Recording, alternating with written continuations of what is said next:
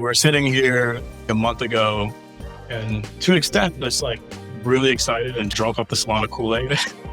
And I need to remember what exactly are we building towards here with Solana, or just with smart contract platforms in general. What are some things that won't change? I thought maybe there's 4 words that aren't going to change. People want speed. They want things that are cheap. They want things that are safe, and they want things that are simple, right? Those are the 4 things that people want and that won't change.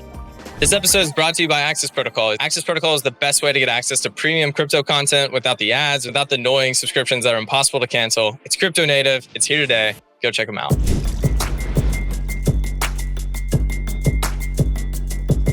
What's up, everybody? Welcome to another episode of Lightspeed. Today, we're joined by Wilson and Ryan from Syncracy Capital. These 2 guys are prolific investors in the space. Guys, welcome to the show. Yeah, thanks for having us on. Yeah, happy to be here. Yeah, I'm pumped to have you on. I know you're both out of Masari. I do want to get into that later in the show, but you now have had your own fund. Has it been about a year and a half now? Yeah, a year and a half. We launched in May 2022. Actually, 5 years before Terra collapsed. So pretty timely. Yeah, exciting, guys. Well, I'm sure you've listened to Lightspeed a few times. We often hit on the Solana themes, and you had a big Solana report that came out, I think, about a month ago. But I do want to start with the news that's happening today. It's January 10th for those listening. There's a good chance that the Bitcoin spot ETF is going to get approved. Right now, ETH is up, I think, about 8% on the day. Lido is up 20%. And Bitcoin actually hasn't moved. So it's interesting how narratives switch, right? Because this whole you're going to sell the news. Is Bitcoin going to pump? Is it going to fall? But it's the narrative's already switched to, is there going to be a Ethereum ETF now happening? So I want to talk about just this institutionalization of the crypto space with this ETF and maybe how this shapes your Ethereum thesis. And Ryan, maybe let's start with you. Sure. Yeah. So I think it's one of the most exciting events in the history of the industry. So we've been waiting for nearly a decade for the Bitcoin ETF to be approved. And while the ETF itself isn't, furthering anything about technology or the adoption of technology, for something like Bitcoin, where the purpose of it is to just hold it, this actually is extremely beneficial to Bitcoin being adopted. Right. So for a long time, Bitcoin has been this very conservatively designed protocol. It doesn't really change much. Right. It's just this digital gold that just sits there. What's been challenging for people to do, especially for institutions, is to actually purchase and custody these assets, because they don't want to deal with new counterparties and also don't want to deal with managing private keys themselves. So the fact that now you can just use a traditional counterparty like a BlackRock, and all that custody is outsourced, and you're just buying it through these traditional channels, well, then now you can actually onboard real institutional players in this asset class. And I think that's actually transformative for the industry. So I think for Bitcoin, it's very exciting. And then, naturally, what happens next is all these institutions, they just go down, the rankings list, and they go to Ethereum. And I'm sure down the road, they'll get to Solana, right? And this is very exciting, because this is actually how you get institutions to start, at the very least, holding these assets. And then, I think that's usually the first thing that people do is they hold the assets, and then before you know it, they're getting way deeper into the crypto economy, which I'm sure we'll discuss. Yeah, I think it's a great step. It's a major step in that direction. You're finally crypto getting its foot in the door and getting some legitimacy from these major institutions. And that's really what it was missing for a large part. Like Ryan talked about, it's not really this monumental change in the technology itself, but it's more so the implication of how these institutions begin viewing this asset, and that you have the stamp of approval by someone like BlackRock. That I think the perception of Bitcoin being an investable asset all of a sudden starts to make its rounds and makes it that much more appealing to everyone out there. So, and then at the same time, now you have all of these different brokers out there that are going to start advertising this to their clients. You're going to start people setting up regular inflows on the way in. So all of a sudden you have this net positive inflows on a regular basis, almost like ETF, index style kind of investment flows going forward. So that it's just, again, foot in the door, like we said. And all of the business for someone like BlackRock, they want to clip fees on all of these ETFs all the way down. So Bitcoin's the first one, and it's not going to stop from there, especially if there's an opportunity to clip fees from other ETFs. So again, it's just the first step in that direction. Yeah, that stamp of approval from BlackRock and really all these institutions, I think is just huge. I mean, I'm already seeing on my Twitter timeline today, people are now talking about the Ethereum ETF, which I have no idea what that timeline would be. And I even saw someone tweet like AVAX ETF coming soon. That one, I don't know. I don't know how many ETFs are going to pop out of nowhere, considering how long it took to get Bitcoin. But I do think this like stamp of approval gets institutions to look at crypto more seriously. And does that impact how you think about Ethereum at all? Because like if you go out the smart contract landscape and you think about what else would institutions look at, to me, that's likely Ethereum. And you hear people trying to find Ethereum's narrative right now is ultrasound money. It's the world computer before that. And now you have this restaking narrative, which institutions love yield, right? And I've seen you guys tweet about LDO quite a bit. So I'm curious, can you maybe, I don't know, hit on that thesis and that thought process there? Yeah. So as far as LDO goes, I'll start with that, and I can kind of back into the Ethereum thesis. So for us, it's like I think there's like a confluence of catalysts for Ethereum right now. You mentioned like the ETF. We also have EIP 444. We also have for staking, and these are all just happening more or less on the same timeline. Like ETF for Ethereum, likely in Q2, EIP 444 within Q2 as well, if not sooner. Restaking, I mean, that's kind of like an ongoing process of Eigen kind of rolling out and kind of taking off the safeguards of the system. So for us, like this kind of all just points back to LDO, right? Because these liquid staking protocols, for one, are just kind of like take rate businesses on the smart contract platforms that they exist on. So they're just clipping all the fees and MEV that like the system is earning that goes back to validators. So as activity inflects on these smart contract platforms for a number of reasons, and we all know this asset class is reflexive, as price goes up, activity on these chains goes up. So it's obviously good for these kind of take rate businesses on like the smart contract platforms. Then restaking or staking kind of supercharges the yields for these for stakers, right?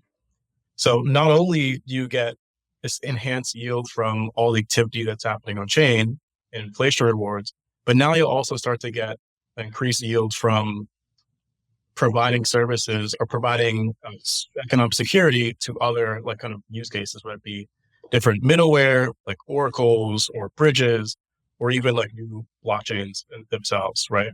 And then the kicker is that all these new, protocols you're launching through like an eigenlayer will likely be airdropping their tokens to incentivize usage as well.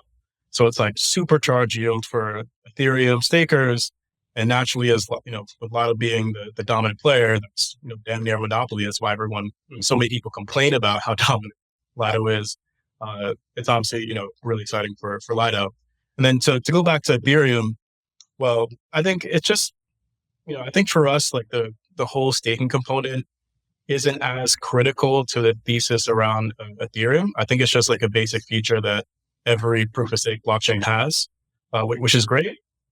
That being said, because it is kind of like first mover of these smart contract platforms, in the same way that Bitcoin is first mover in the entire asset class, it's kind of just naturally one great mind share within globally, and especially among institutions. So yeah, like because it is like the second asset that people go to after Bitcoin, now the narrative out there is going to be a claim, well, here's this, potentially superior asset to Bitcoin. It has this native yield, which is great. And it's a more functional platform, right? So that's how we think about it. I think just loosely speaking, I don't know if there's anything you want to add, Wilson.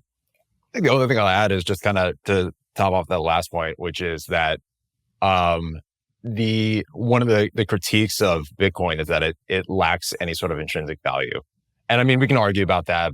There's some hand wavy stuff, but I think the point is that the investment thesis for Ethereum is far clearer. And in smart contract platforms in general, just proof of stake chains, like the fact that they have a capture of fees and activity on the network. And so as an institution looking at the space, you finally have multiple ETFs approved. Which one are you going to look at as you're evaluating makes the most sense to you based on what you've been previously investing in? And so that would just naturally tend for them to look at some of these smart contract platforms over something that is really just digital gold. Yeah, I think maybe something I'll add there, because Wilson, you brought up a good point, is that the name cryptocurrencies, this is actually along with something I would share with some friends that were skeptical about the asset class, is that the word cryptocurrency is actually a misnomer for the industry, because not everything here is attempting to be a currency.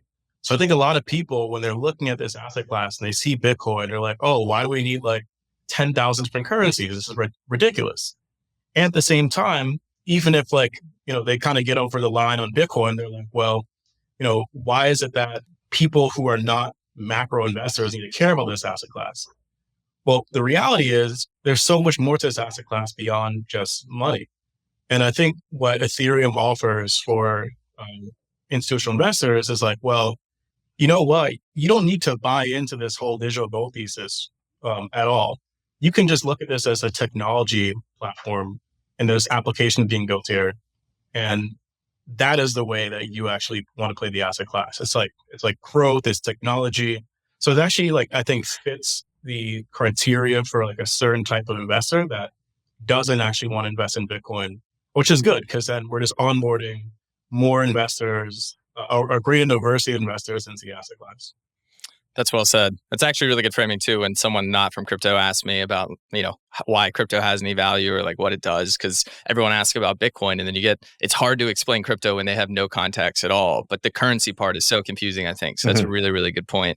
I'm curious, as I go to your website and it says hedge fund, but something either Ryan or Wilson, you guys have been tweeting out about is MakerDAO. And I've actually seen MakerDAO get a narrative lately. Some people are trying to make like middle of the bell curve memes come back.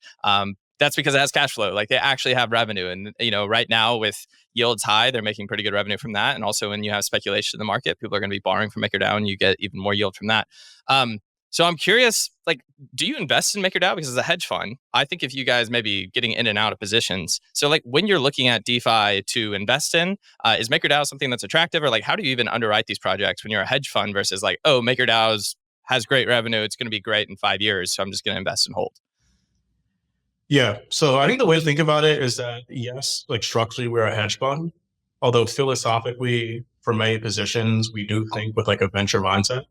So there are positions that we've bought, basically a year ago at this point, and have not sold, right? Maker being one of them. We bought in January of last year, something like that.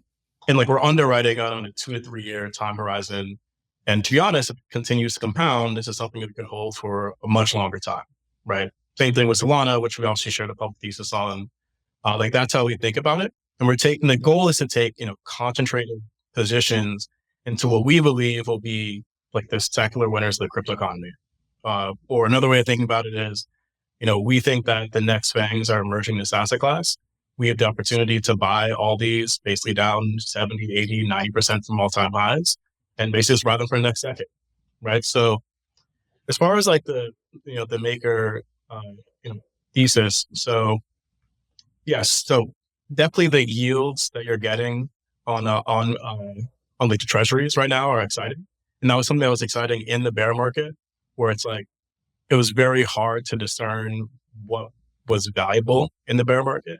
But here you did have this one project that was bringing in 9 figures of revenue and actually accelerating that in the bear market. So that was a very attractive place kind of to spark capital. From here on out, one is a story.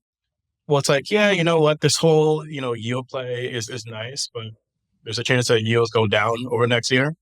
So you don't really get growth from that. Really what you're playing for is the growth or the expansion of the DAI supply. And how does that happen? Well, it happens through, for one, just demand for DAI. And that could be to use as collateral to grow out the Ethereum financial system. And SDAI already is starting to be, and SDAI is basically just a yield bearing version of DAI. SDAI is already starting to be used as, collateral on, perps exchanges, right? Starting to be used as collateral in lending markets, right? So that's kind of one way that can expand. Another way is just, Maker's core business and this first business they ever got into was just lending, right? So as there's more activity on chain, as people just want to speculate more, people are just going to borrow more. And that's actually how the supply has grown historically in bull markets, is people just want to lever up on their assets. So that's another way it kind of grows. And then the final way is really just around endgame. And endgame, I think for the longest time, I was actually a bear on. And the reason why is because, it first came out, it just kind of felt like it was this very like messy and kind of, ill thought out vision for what Maker would become. But then as you tracked it over time, what seemed to happen is that what actually got implemented into the endgame plan was far more muted than what was in that original proposal and far more sensible. It actually did incorporate some community feedback. Whereas on the outside, it was like, all right, Root is going off the rails and like he's like a tyrant, and that's not actually what's happening in reality. And what's exciting with Endgame is that, well, you have a new governance structure. You have new protocols that will be launching as sub-DAOs, and these sub-DAOs will be providing, airdrops to Maker holders, to DAI holders, and it's really pushing, adoption of DAI across like Ethereum and hopefully L2s as well. Maybe the last thing I'll say, just because, you kind of mentioned this earlier, hinted at it when we were saying like we're a hedge fund. Well, one thing that I also think is exciting as well, just to be honest, is like the redenomination of MKR. There is like a serious unit bias that people have in this asset class, which is why to an extent some of the DAO coins have done well beyond the fact that it's funny, is like you can dream that something that's like 1 cent is going to go to $1. And Maker for a long time has been this like, expensive coin at like $2,000, right? Well, when it does this token redenomination, it now be like less than, a cent or two, right? So that's also something to get excited about, just from like a narrative perspective. I'll add to for the audience there that for Maker, if you're not following it closely, they're doing a rebrand of both like Maker and DAI, the token, to make it a bit more memeable. And in that, they're also doing what you could call a stock split, so that you have this unit bias for like no one wants to buy a token that costs $1,000, but once you do a stock split and now it looks like it costs $1, you're more likely to buy it. And it sounds dumb, but it's actually how psychology works. Oh, absolutely. Ryan, I think you said that ETH is the center of the crypto ecosystem. Is that still the case in this L2 future? So I think ETH is the center of the Ethereum ecosystem. But as far as like the crypto economy, I mean, this probably dovetailed nice into like the Solana thesis, but yeah, I don't think that the smart contract platform landscape is winner take all. I think it's winners take all. And there are, I think there's a sufficient amount of trade-offs in the design space of smart contract platforms that make it so that a single technical stack can actually serve every single use case effectively. Therefore, there's room for more than one, right? So that's, I guess, the view on whether Ethereum is still the center of the crypto economy. Like, I guess, yes, for now it is, but, long term, I think that, obviously competitors like Solana will start to like win share over. And that's good because I think it's expanding the pie, right? Like the pie is going to grow and expanding the pie. As far as like ETH being the center of like the Ethereum ecosystem, I think that'll continue. I think that there is a ton of buy-in, not only from roller communities, but also just more practically speaking, there are so many new protocols coming out to like sort of solidify Ethereum dominant or ETH dominance in the Ethereum ecosystem, like Eigenlayer. So it'll continue to be like the most important asset in the ecosystem. So ETH will be the asset that's, collateralizing a lot of these, middleware protocols. So Eigenlayer, ETH will be the asset that's used to pay for gas on the rollups, right? I think that it's pretty clear to me that, ETH is still going to be the most important asset on Ethereum. No question. There's still some path dependency there that with Ethereum having as large of a user base and holder base, the level of developer talent within that ecosystem is going to continue to push it forward. I think right now it's definitely in a bit of a rut where most of this L2 ecosystem, which was supposed to be not only like extensions of Ethereum, but start to expand on what could be possible, they've really only launched mainly vanilla EVM forks. Like where it is right now, I think you're going to start to see more experimentation at the VM level along L2s that could start to expand it from there.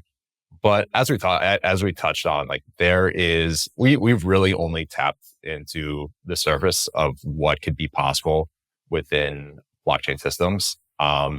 And to really grow the pie there, I think exploring different VMs, different architectures is something that's really, really, really going to be interesting. And it's understandable why we're continuing to go back to the EVM and what we know, because it's simple, it's easy. There's definitely money flowing into those systems, and there's a lot of familiarity with that.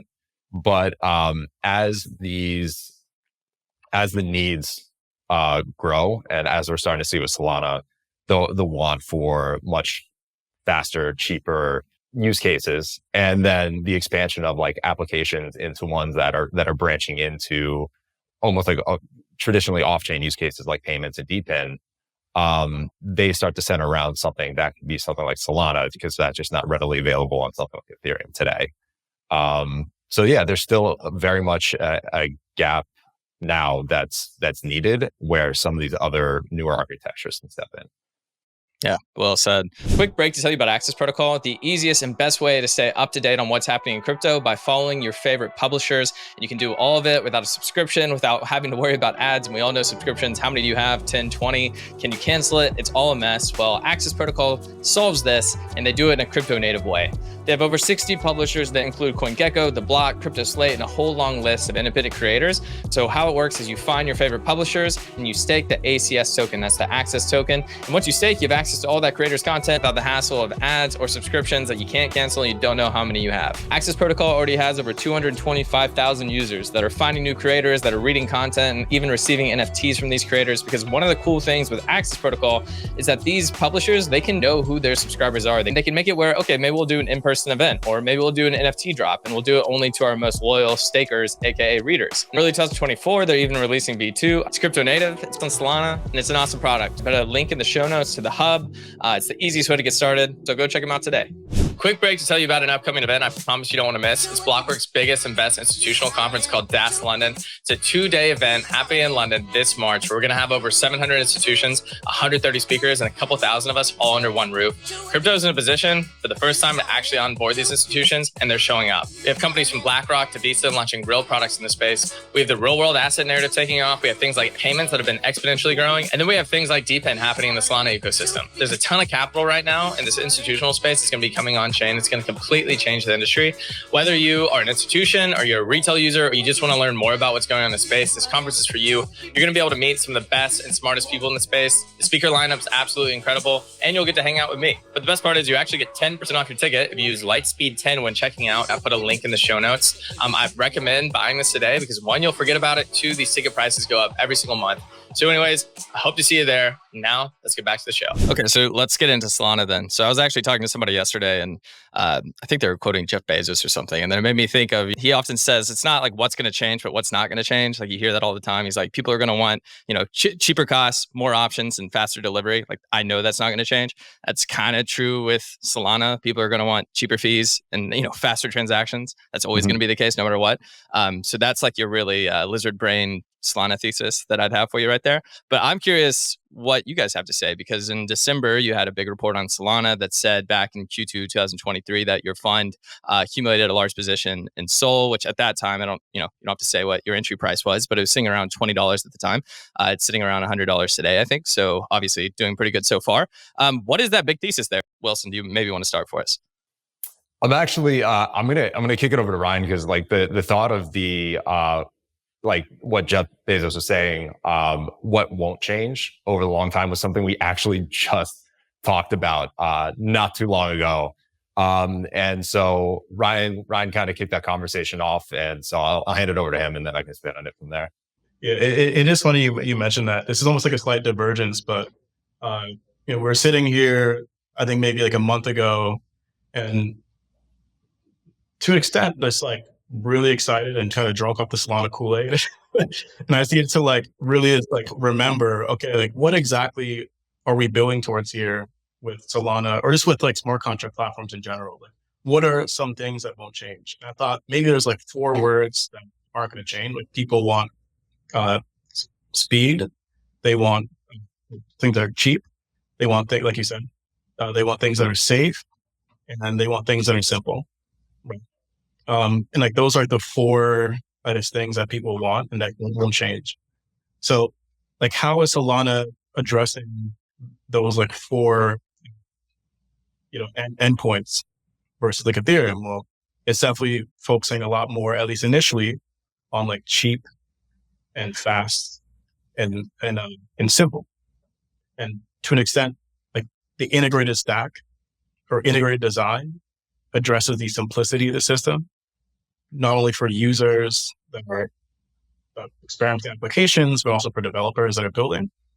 And then the speed and cost, like that is, and we can get into more of this, I guess, as we kind of get into the thesis, but that is explicitly what Solana was attempting to do from like the genesis of like, how do we make sure that software doesn't get in the way of the hardware?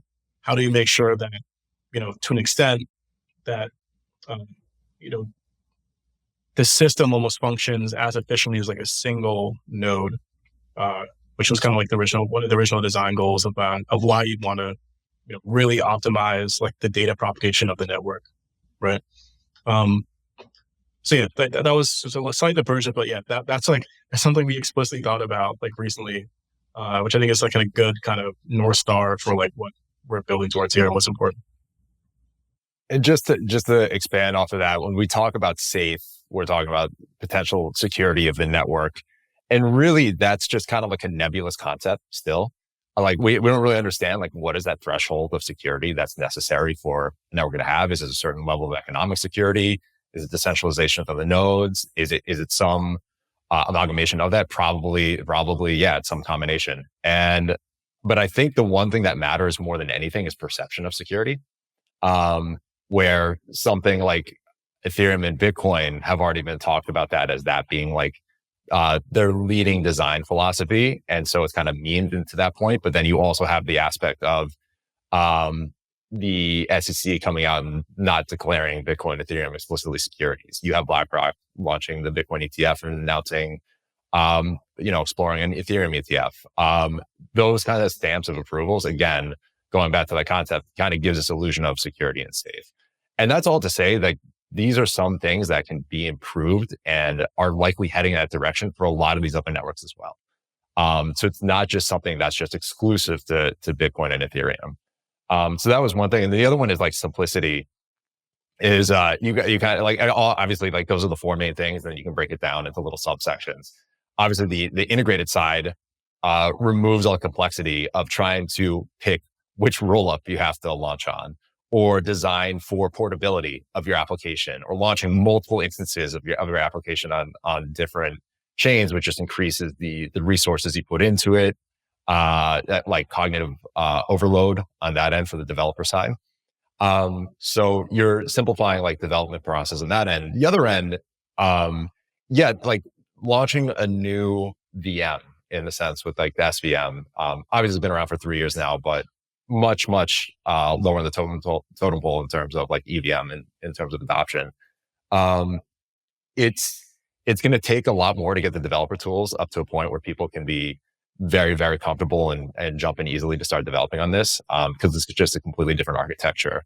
But it's something that we touched on in the thesis, which is that as the incentives to build on the platform continue to grow, so too will the incentive to fix a lot of these remaining problems, or issues or any sort of developer hurdles. And you're really starting to see that come into play with the continuing advancement of like the Anchor development framework, or everything that's going into the SVM 2.0 changes that Solana team has been talking about. So I think as you start to see, like those are the four main things. And then from there, how are smart contract platforms optimized for those four main things? Right. And then maybe a follow-up there on safety. So I think this is actually an important point, at least in my personal journey with Solana, is that I think the other three were quite clear from Solana for like a long time. The safety was always my biggest concern. And it was my biggest concern because I thought safety was among the most important properties of these systems if we want to build like mission critical monitoring financial applications. And in the beginning, I thought that, perhaps like the Solana community wasn't taking safety seriously enough. And like, it wasn't just about uptime issues. It was more so about how the network first started, right? And obviously, like I've kind of evolved since then. But like when we first followed Solana, and Brandon, I think Wilson and I have kind of been with it throughout its entire lifespan. What was kind of irking me? Well, in contrast to these more like grassroots type communities that were Bitcoin and Ethereum, this was like a venture-backed startup with like a corporation that was actually leading development, right? Eventually, FTX and Sam Bankman-Fried come in, and they're like really jumpstarting the ecosystem, structuring a lot of like the token economic designs for like these different protocols are coming out. A lot of what was there on Solana at first was just kind of like low effort copy and paste forks of like what was on Ethereum. So when I looked at it, I was like, you know what? This kind of, and then another thing too, because it was like backed in this very non-traditional manner, and because it was being driven in, development was being driven in a more centralized fashion, and there was kind of like these kind of like single like figureheads that were, really spearheading the community in design of like all like mission critical protocols. I thought that, that was enough to make me skeptical that this could eventually be a platform that provides enough safety. And then it also made it easier to accept the common wisdom at the time that what was actually enabling Solana to scale wasn't any kind of technical innovation, but just simply jacking up the hardware requirements. Now, what changed, and to an extent, this is, I think in hindsight, we'll look at as like one of the best things that happened to the Solana community was FTX collapsing in a way, because it kind of purged all of these, mercenaries that were there. It kind of, I think, and already like, I think the community was starting to move beyond SBF's influence, but it kind of, at least for the public, really made it clear that, okay, like SBF is not running the show here. And then what happened for myself is like, really started to dive into like the technical architecture in Solana. And what I really started to appreciate was twofold. One is that it's not just jacking up the hardware requirements that enables you to get higher throughput for Solana. It's having significantly more efficient data propagation and also having parallel execution. And you actually get more transaction throughput for a dollar invested in hardware than you would on like some competing systems. So there actually is like genuine innovation here of like, how do you actually get more throughput, which is one. And then another thing is this more like philosophical, is what actually adds security to a blockchain, right? And how do you actually increase the number of full nodes? Well, people don't run full nodes because they're cheap. They run them because there's demands from full nodes. So as activity on Solana rises, so too will the full node count rise. And that's actually the path to getting a large number of full nodes running for Solana. And mind you, the quality of who's running those full nodes also matters. Like if it's just like, some random person running a full node, does that contribute to this to the security of Solana equally as a sophisticated node operator? I would say no. Right. But so if you have like a large number of sophisticated node operators running nodes for Solana, then I think that actually leads to like a more decentralized system over time. And like once those two ideas were like kind of like engraved in my head of like, all right, you know what? There actually is genuine innovation here. That's why this is a scalable system. And actually this whole full node discussion isn't as terrible as it seems on the surface. And there actually is like a path towards this becoming centralized. And that's great. And then the cherry on top is that the end game for all these blockchains anyways is to actually enable, things like data availability sampling and have light clients so that it's very easy for the end user to cheaply verify the state of the chain anyways, right?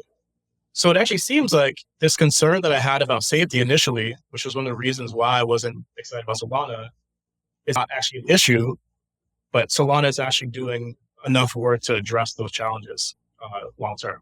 And I think that's where I kind of got over the line, at least personally in my personal journey, and why I know to an extent, like we're able to get the conviction there. What a sales pitch. That was great. I agree. That is so well said. And I think that's what 99% of people also kind of missed or saw back when you had SBF. And I also agree that SBF going away was was very, very positive. And Chris Berninsky will say the same thing. He's like, I just didn't want to get involved back then. But I saw that they actually had real innovation happening there. And I think Anatoly's been a really big part of that, because you have to have these leaders to almost have a Schelling point to get around. And I think Solana's had that. And it was Anatoly, but you have Armani and Vabu, who I think when we talked about like, what do users always want? And Ryan, you listed like 5 items or 4 items, one of those being speed, low cost. I think if you added a 5th one there, it's entertainment. And I think crypto and Solana has done an awesome job with that. And like Vibu is like leading that with Drip. Drip is like an NFT protocol on Solana. So I think that's something people always want. And I'm not saying this is like only something Solana has, but it's definitely more fun in my opinion. And they lean into that. And some people say it's the consumer chain. Some say it's for DeFi. It's general purpose. I don't know how you guys see it, but yeah, I think it's kind of exciting. I think to talk on that last point there, it's like, yeah, I think Solana is a little underappreciated for the different kind of apps that are being built in it right now. Like I think any smart contract platform is going to have some sort of DeFi plumbing. It's going to have to be there. So in terms of that, everyone's going to be part of that. We're starting to see like Ethereum shift more into like this platform for high value transactions or high value financial transactions. Where Solana doesn't get maybe enough appreciation is that it's really becoming the home for 2 of the more critical applications evolving in the industry. One being payments and the other one being DePIN. And why I see these things as being so critical is like they are these kind of like off-chain components that are bringing people and their wealth on-chain.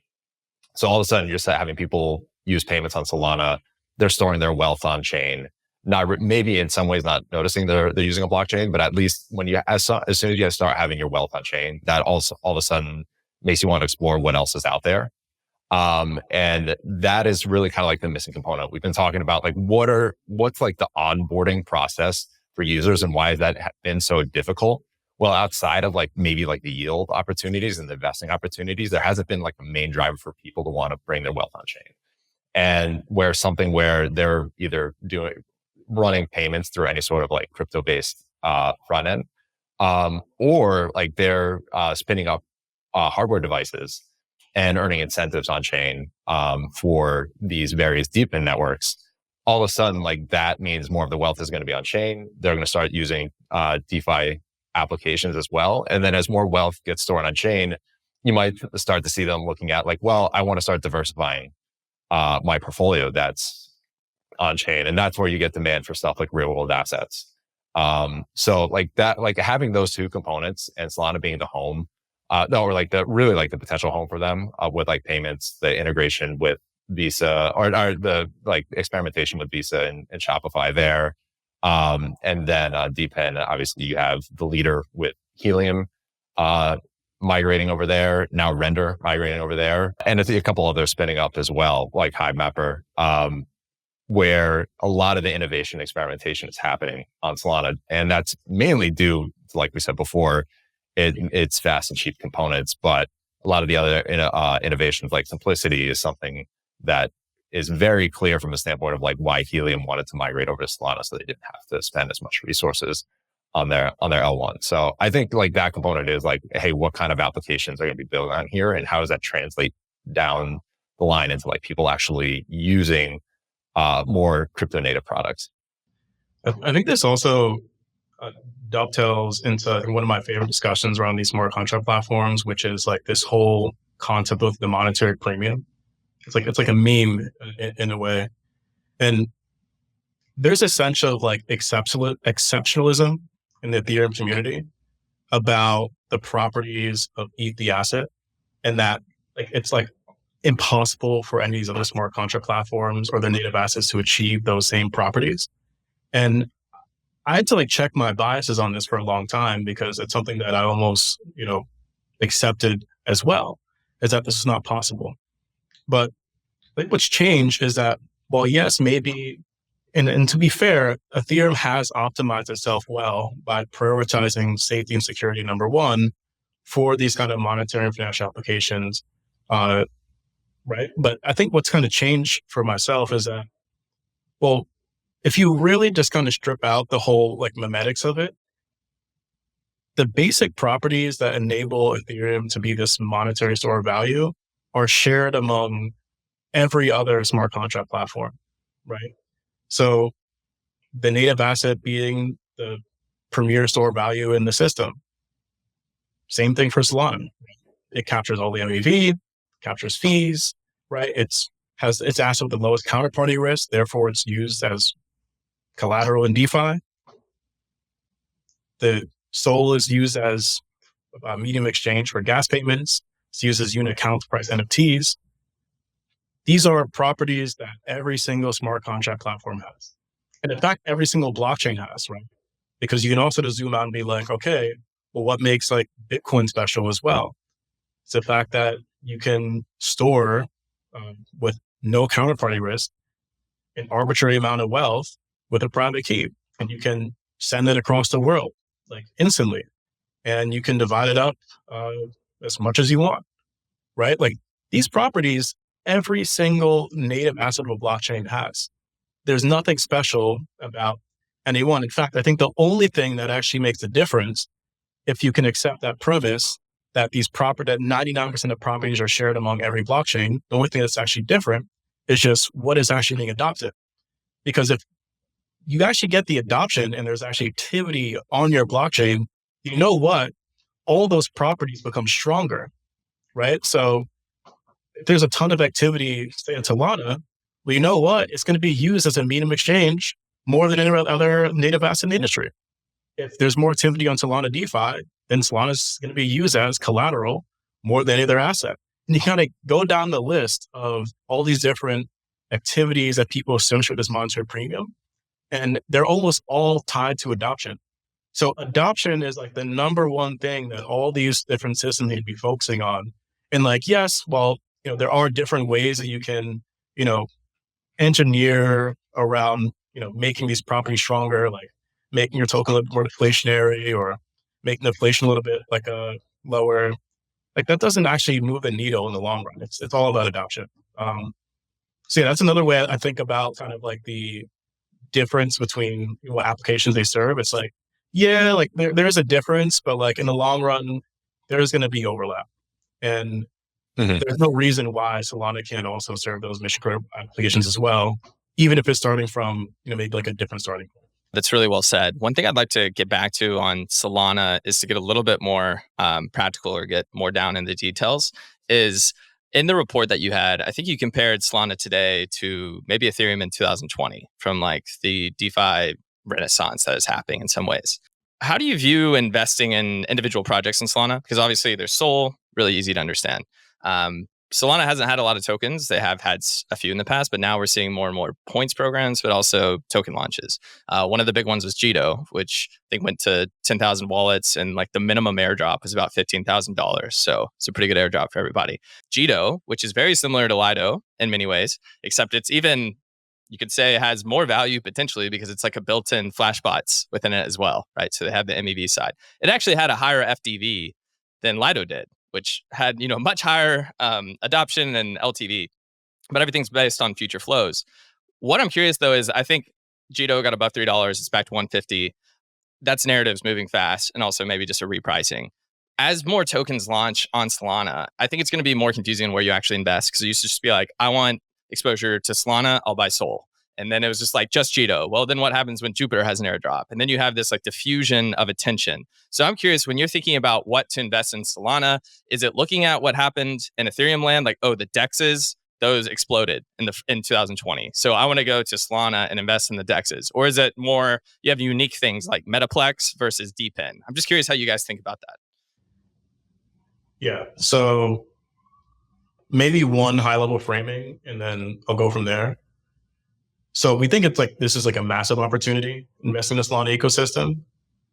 When I zoom out on the asset class, if you were to survey majority investors in the industry, whether they're individuals or institutions, and ask them, what percentage of your portfolio is allocated to Ethereum or the Ethereum ecosystem, I think in many cases it'll be very high, like 50%, if not more.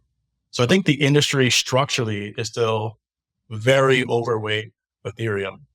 And over time, if we're correct, and these other alternative ecosystems do have like a rightful place on like the throne, then there will be a shift in capital flows to these ecosystems. And that's not just going to be limited to Solana.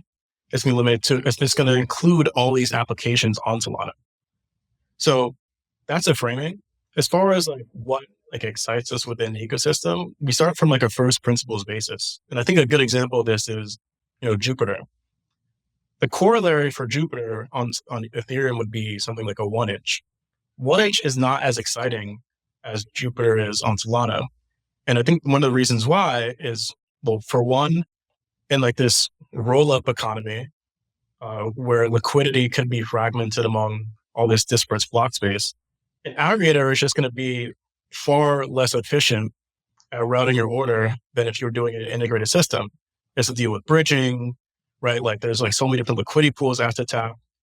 It can actually get to the point where it's actually more expensive to use the aggregator than just to go to the rope and buy it on a single, DEX. And then same thing, even just on Ethereum main chain. Well, so much of liquidity that was being tapped was just in a Uniswap pool. In many cases, you were just better off going directly to the Uniswap pool and just buying from there because it actually cheaper. So like the cost, I think, was actually prohibitive towards like those aggregators actually getting meaningful adoption. Whereas on Solana, well, it's just like, you know what?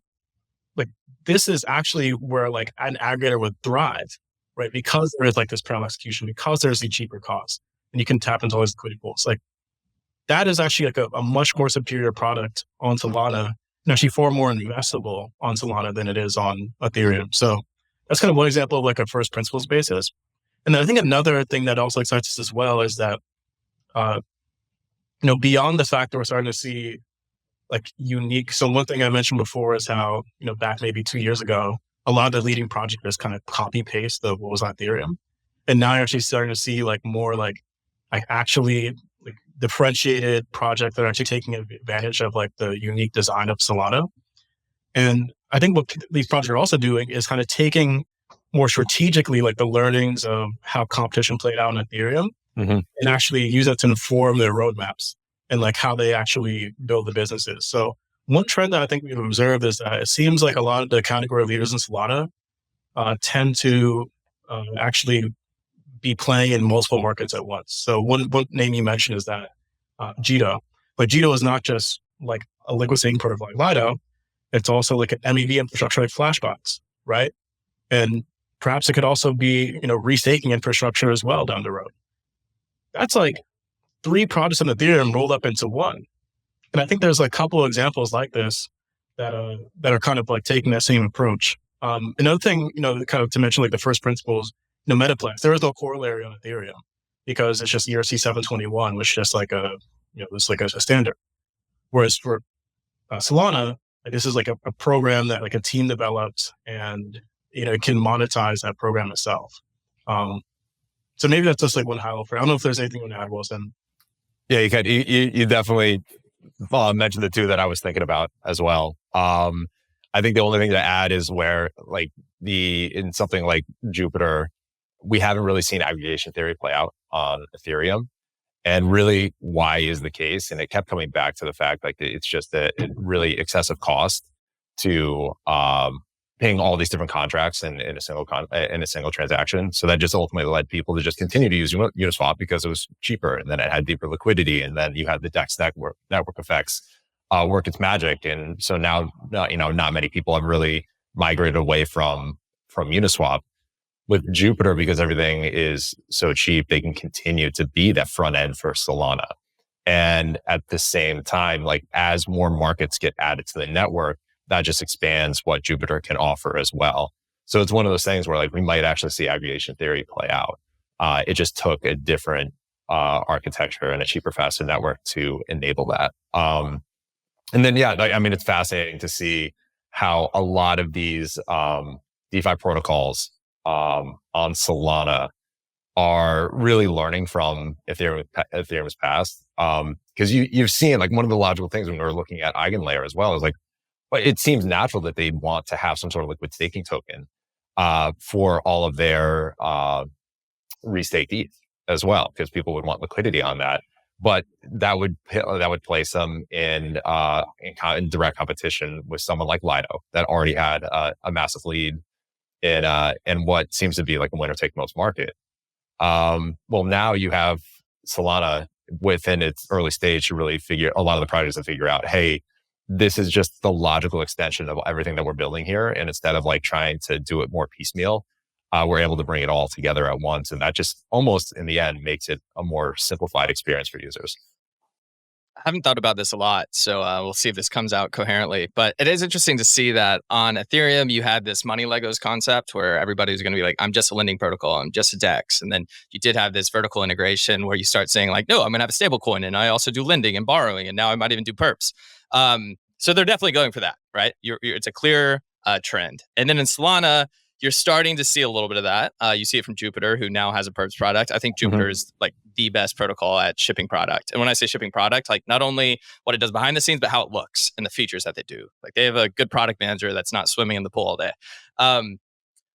But I also think you could say that it does already look a little bit more centralizing in the sense that like Jupiter is in a clear position to almost keep adding more products. And I'm going to keep going to Jupiter because I think it's a great experience.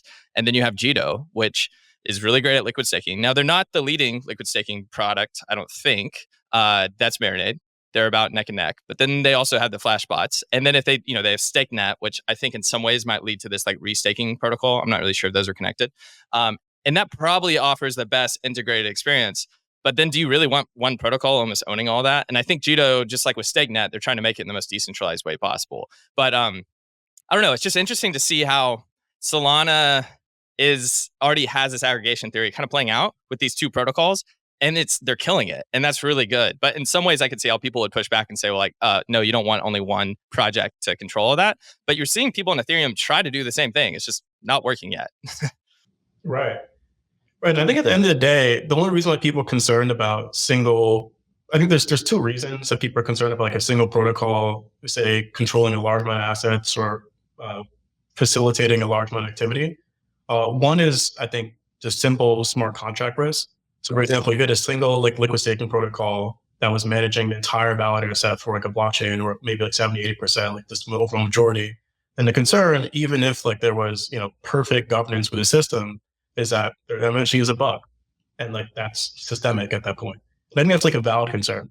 The other one is around just like the governance of it. Like, how do we actually make decisions? For example, with LidoDAO, like how do we actually onboard new validators? How do we actually manage the flow of capital coming to system and allocate to validators? Like that is like a challenging problem. That I think could be like addressed or mitigated over time. I know like for LidoDAO, for example, there's like a whole dual governance proposal where you would have ETH holders that are staked through LidoDAO that would actually have a say in governance, like veto rights, right? So there's different ways you can like work around it that I think could mitigate those. But yeah, I think that the bigger thing, like I said, I don't think there's any way getting around is just the smart contract risk. Now, to be fair, this is something that I think can only be proven over time as like how safe a smart contract is, right? It's almost like the way of thinking about security in this industry is like not only, what is observed about it, but like practically speaking, like over the course of some time, it's like a function of time, like how much is it being secure? So one thing that makes like Bitcoin so exciting is that, yeah, you know what, like this thing's been running for, I don't know, like 14, 15 years now. And like, there's not really been a critical bug. So it's like, this thing probably works. It's almost like $1 trillion.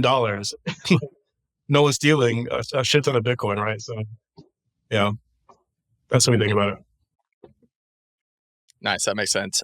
Okay, we're about 50 minutes, so we'll just do a few more questions and close up. I have to ask you have you been looking into the DA layers like Celestia, Eigenlayer DA? It's such a narrative going on right now, and we're talking about what are going to be the big themes of 2024, and it keeps being like the DA layers.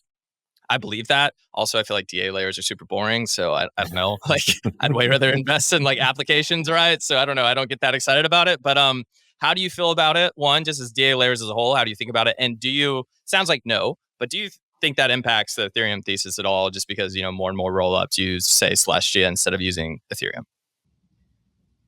Yeah. So I'll split this up into like a short-term view and a long-term view. I think short-term, there's definitely going to be a lot of demand for these alternative data availability layers. And that's just simply because Ethereum will not have enough DA for its rollups if they want to scale beyond kind of rudimentary levels of transaction throughput. And yes, this is like inclusive of EIP 4 like that's just simply not provided enough. So a lot of these rollups are going to use third-party data layers over the next like 1-2 years. And the beneficiary is going to be, projects like Celestia and Eigenlayer. As far as like longer term, is where it becomes more challenging is that for one, I think data availability in itself, I'm not fully convinced is like a big business alone. I mean, it's a very cheap service to provide. And I wonder if like for these specialized data availability layers, what they have to do long term is feature some form of settlement, or at least have maybe some kind of two-way bridge where you can take the native assets, say of like Celestia, and you can bridge T into the rollups, and it can be this kind of like modular money. And then, but the challenge is at a certain point, it starts to look very much like Ethereum, and the roadmaps overlapping. So end up being like competitors in a way that I think many of these DA layers are not marking themselves as. They're like, oh, like we're complementary, which is true for now. In the long term, it's not. The other thing is that data availability sampling, while I think is like a very important innovation, long term will likely be like a feature that every blockchain has, including Solana, for example. So yes, it can be a defining feature of a blockchain right now, but over time, as like this gets incorporated to every other blockchain, it's not really as like interesting or differentiating. And like the only way that it is differentiating is if you just have like a sufficient number of light clients that are actually doing this like data availability sampling, in which case that is kind of like competitive moat. But that's also just another way of saying that a blockchain gets adopted as a moat, right? Because obviously the blockchain adopted, there's going to be a lot of people that are running lightning nodes. Yeah, all I was going to add to that is that really when it comes to like DA layers and specifically Celestia, I'm sure like Eigen is working towards this way as well. So just moving beyond just like the Ethereum aligned L2s, is the idea that they're going to be able to support these new almost like sovereign rollups or different types of rollups. And you just like the customizability and flexibility that you have in design is just that much more than what is enabled by rollups that settle to Ethereum today. And so I think we're just tapping the surface as far as like what can be done at the VM and the protocol layer for a lot of these networks, where they no longer have to like spin up their own validator set to go do this. Their minimum viable security is simply just posting their DA to Celestia. And so it just enables this new pocket of innovation and experimentation that we haven't seen before. So you're starting to see like maybe a lot of like the protocol level innovations happen in an area like Celestia. And like what Ryan was saying, like that's just one of those areas where adoption for these DA layers can explode. And that has to be their long game, because I know Celestia is doing this. I'm sure Eigen's moving this way, is for the actual DA component to be very elastic for demand. And that it just in the end is going to make it so like that resource is just very, very cheap. So you can't really base like the long-term business and have it, actually justify these massive valuations long-term. Definitely agree. Yeah, I think it goes back to our aggregation theory that we are talking about a little bit like 10 minutes ago. And by the way, I love making fun of modular money just because Celestia does have great marketing. And so I push back constantly. And I think there's no way they're not going to vertically integrate in some way in the future. I often think it's funny in Web 2, and Web 2 is different than crypto. But if a Web 2 company came to you like Shopify and said, we're only going to do one thing ever, be like, I'm not going to invest in you. Like that, like one thing? No, they're going to keep adding products and features. And the Shopify example, I think, really sticks out to me because the 90% of their revenue used to come from subscriptions, and now 90% of it's from payments. But they first got the customers in, similar to DA, and then now it all comes from payment processing fees and the like Shopify checkout. So I just think Celestia has to do something like that. But I 100% agree with your 2 points. I think, I don't know, is there anything you want to add to that, or I have one last question? So to be fair, I think that's like, and that's like a fair point, and it's fine that these systems evolve over time once they actually test out their product in the marketplace and see what works and what doesn't, or what they need to adjust. None of these systems were perfect from Genesis. I mean, I think Solana included, right? For example, one thing that we all know is not going to work about Solana. It's just having just like these like fixed fees for transactions, and that's it. So what do we actually end up doing after that? It's like, okay, like local fee markets. And now we're exploring the full dimensionality of like what fee markets could look like on the system. And it's a better system because of it's like all these systems do evolve over time. And there are like, and the same thing with Ethereum. Like Ethereum, when it first started, was this integrated system. And now it's like starting to modularize because it realizes that this might be a better way of like executing this roadmap. And now it has like roll-ups and, you know, these third-party data builders and all this different stuff. So I think it's like fine that it ends up doing that. And yeah, like that's, I mean, it's just, that's like the story of this industry is we experiment, we figure out what works, and then Exactly. we adjust. Cool. All right, guys. Got the last question for you is you're both used to work at Masari. Then you started this fund together, I believe. Can you I know we have a lot of researchers that listen to the show, probably specifically in Solana, but we also have people in Ethereum, and I know the research guys at Blockworks do at least. So we've got a few. What is your, what was that experience? And what would your advice be to someone that is a researcher that is looking and probably thinking right now, should I start a fund? Do I want to go work in a fund? What has that experience been like? Yeah. So just for clarification, my co-founder, Dan, has a background in public equities. He used to work at Bushman hedge funds before. Albeit, so also not we're at Masari. So yeah. So I guess the question is like, what would be, I guess, advice that people were doing research, or like, what was it like spending on phone? Yeah, a combination of both. Just like, what was it like, that jump going from a researcher at Masari to then leading your own fund? What is the biggest difference there, and what's been the hardest thing? The big difference. So, I mean, granted, like while I was there, was definitely still like managing my own PA. So yes, I was still researching and investing. I think what's different now is that the research is far more targeted and far more like investment focused. So, and there's trade-offs. When I'm at Masari, I have an infinite amount of time to do research on anything. And research doesn't need to lead to like an investment decision. It can just be purely for intellectual happiness, right? Or it can be purely for like theoretical purposes. Or I can just research something that may only be relevant 10 years from now. Like maybe I'm doing some work on like ZK rollups like 3 years ago, and like there's like literally nothing I can do about them in public markets, right?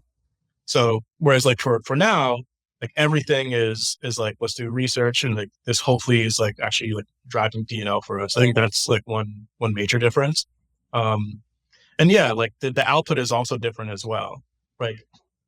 When we're doing research at Masari, it's yes about understanding what's going on, but it's also about understanding what's going on and being able to articulate that to like a general audience. Whereas now, the research is mostly for internal purposes, but if we are sharing it for external purposes, we're catering it to more of like an investment community.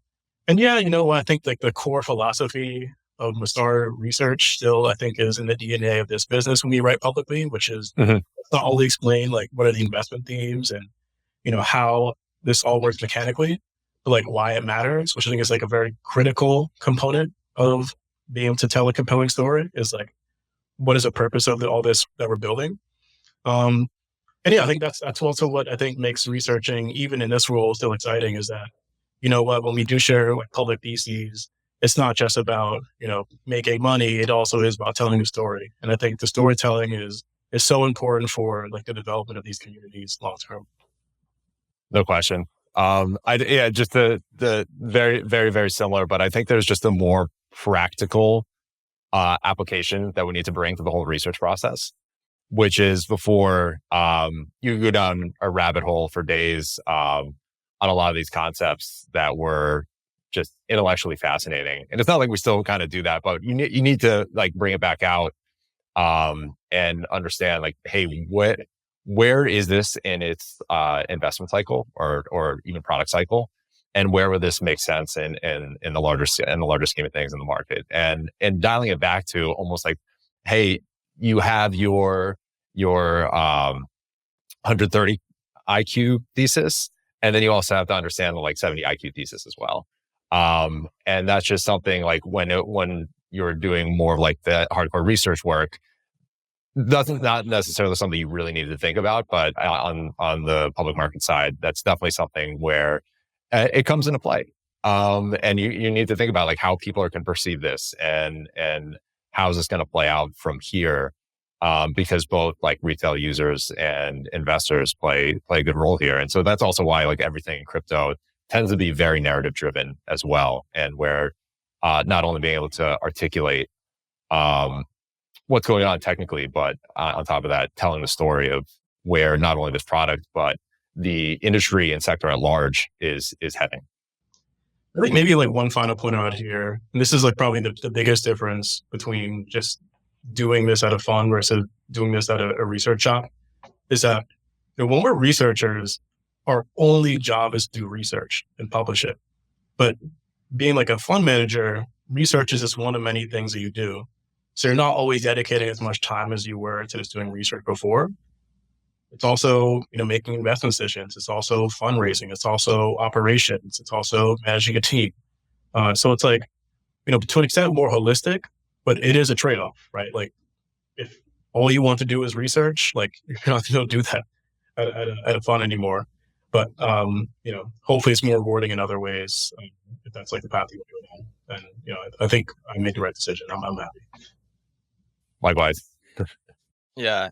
This is kind of a selfish question or something that I went through back in 2020 when I was like in between. I just moved back from Sydney. I was just working in crypto, aka just trading on my laptop in a cafe for like 6 months.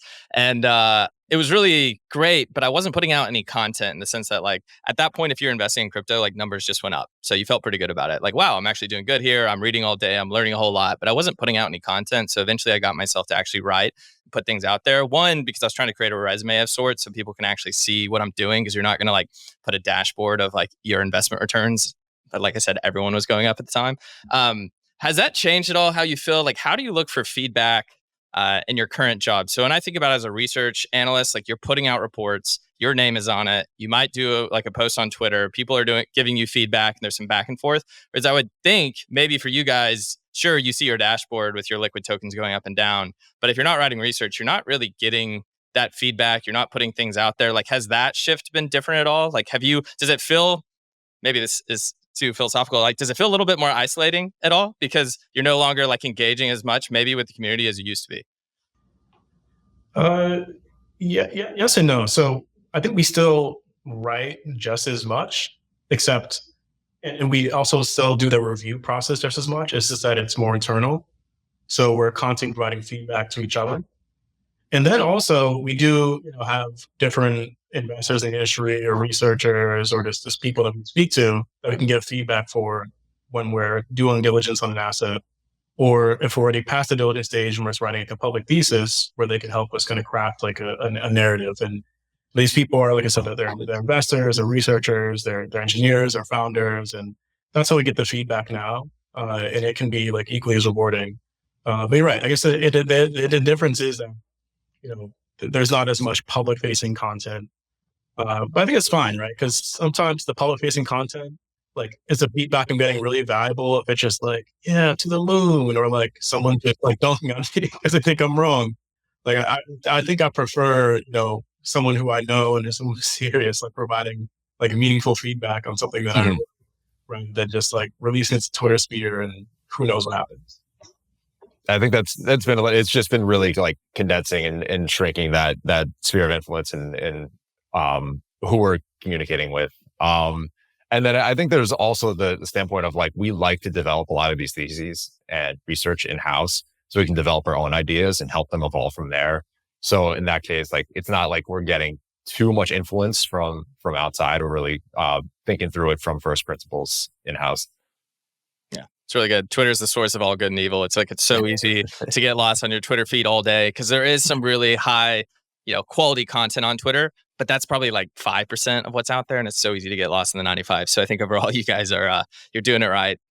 Anyways, guys, thanks so much for jumping on. This is a super fun conversation. I feel like we covered a whole lot, from Ethereum to Solana and even more. So yeah, guys, thanks for coming on. Yeah, thanks for having us on. This is awesome. Yeah, thanks, Garrett. This is great. Big fan of the podcast. So yeah, happy to be a part of it. Glad to hear. All right, guys, we'll see you next time. All right, I've got a little ending note here. First, thank you so much for listening to the full episode. If you really liked it, hit subscribe. But secondly, make sure you sign up for DAS. This is Blockworks' biggest institutional conference happening in London in March. I've included a link in the show notes and also a discount code. You get 10% off. Make sure to use Lightspeed 10 when you sign up. All right, I'll see you there, and I'll see you next time on Lightspeed.